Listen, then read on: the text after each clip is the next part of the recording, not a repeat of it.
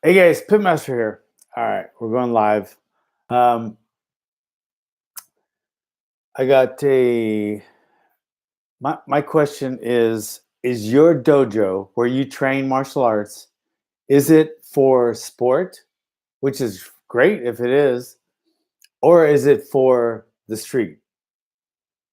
Um, I'm not saying one's better than the other or one's worse than the other, but you should know which it is, because if you went mainly for sport and you're at a gym that's teaching mainly like street techniques, then you're not really, I mean, you're kind of wasting your time. Maybe the guy misled you. Oh yeah, I'll teach you how to be a UFC guy and yada yada yada.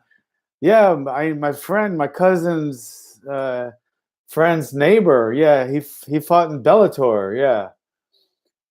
Or have you gone to a place where you want to learn street defense, where you can defend your life or your family's life?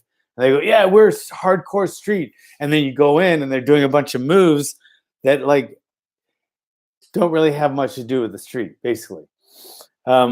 So my thing is, you should know what you're paying for or what you're spending your time, energy, blood, sweat, and tears on. And if you want to do sport, that's great. If you want to do street, that's great. But know what you're getting into when you sign up, right?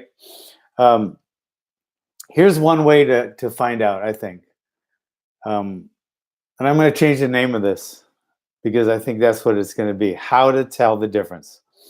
The main thing you should do is every technique that they teach you, right? Like every technique, and like if it's a hook, can you use that in the street? Hell yeah. You can knock someone down the street with a hook. Okay. Is it a double leg takedown? Yeah. Yeah, that's pretty effective in the street. Okay, if they do a technique where you end up in this position, and then you're thinking, well, that's a form. I mean, it looks really good. I don't know if I can use that in the street. So, if you're like doing this a lot, thinking, then it probably isn't for the street. And on the other side of that, if you want to do like sport stuff, like whether it's sport jiu-jitsu, you want to win a UFC fight, or even if you want to do some katas and forms, I mean, that's beautiful. And you can win tournaments and stuff, you can get sponsored, then that's great. But know what you want to go into when you do it. So if you want to defend your life and your family's life, then know that it's street. And every technique you see, you should be able to think, how could I use that? Okay. Now, with that said, there are a lot of techniques that do crossover. Like a left hook will work in sport, and it will work in the street. Okay. If they're teaching a lot of eye gouging and stuff, that will work in the street, but it's not going to work in the sport. So if you're in it for the sport and they're teaching mainly like eye gouging and other street stuff, you might think, I can't do that. I'll get disqualified. So yeah, that's good, man. MMA, if they're teaching MMA type stuff, most of that crosses over. There's some things that don't. Like if you want to learn MMA, like I said, if they're teaching eye gouging, you're like, I'm going to get disqualified. So no. But then, and if they're teaching you all like jujitsu, like a lot of omoplatas, a lot of stuff that, it could work in the street, but then so could this if you really push that. But usually omoplata and some of the other, from a mount, you're falling back to an arm bar, stuff like that, which could work in the street, but it's not really that street friendly. And it's not as street as, just punching, kicking, taking down, defending the takedowns. Most of you guys can realize what the difference is. Hey, thanks, Madman. Yeah, I'm telling the truth, unfortunately. But so when you go into your gym or your dojo or your dojang or whatever it is, just think all these techniques. Okay, a spinning back kick. Yeah, it'll work wherever you throw it. Wherever it lands, it's going to knock someone down. whether it's in the street or the sport, right? There's a lot of techniques that do crossover, but there's some that don't. So if you're predominantly doing techniques that you don't think would work in the street, you're kind of wasting your time if that's what you want. And if you're into it for the sport, like you like forms and katas, and you guys are doing mostly like eye gouging and like, street stuff, then maybe you should think, well, I kind of want the sport, so I'm not really as into that. So that's my point here. Know what you want and spend most of your time doing that. You know what I mean? Hey, what's up? Okay, I recognize that name. What's up, Juno? So we got any questions out there about that? I mean, because at the end of the day, there are things that cross over. There are in street and sport. But the goal is completely different. So everything you do, just like in life, like if you're going to college, you got a goal, right? You want to get that job. That's the only reason you're going to college, or your parents are paying for you to go to college for 4 years.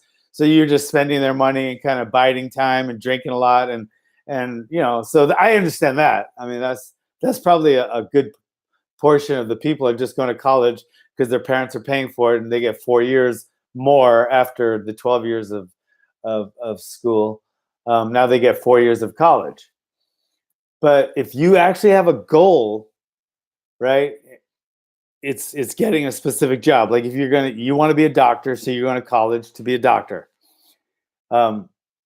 If you get in a sport fight, you want to win that tournament. You want to win that belt. You want to win that world championship. You want to win that trophy, right? That's your goal. That is your goal. If it's a street fight, you want to stay alive. That's your goal. It's nothing about winning a tournament, nothing about winning a belt. You want to stay alive. So the main difference in sport and street fighting or street defense would be the goal. The goal of street defense is staying alive, getting home to your family.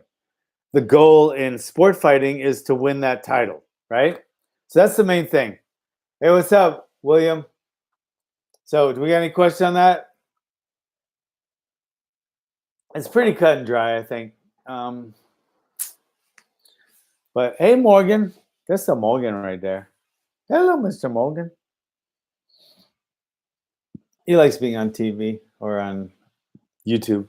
So I'm not saying one's better than the other. I'm not being condescending to one or the other, but my point here is just know what you want, know what your goal is, and then don't waste your time.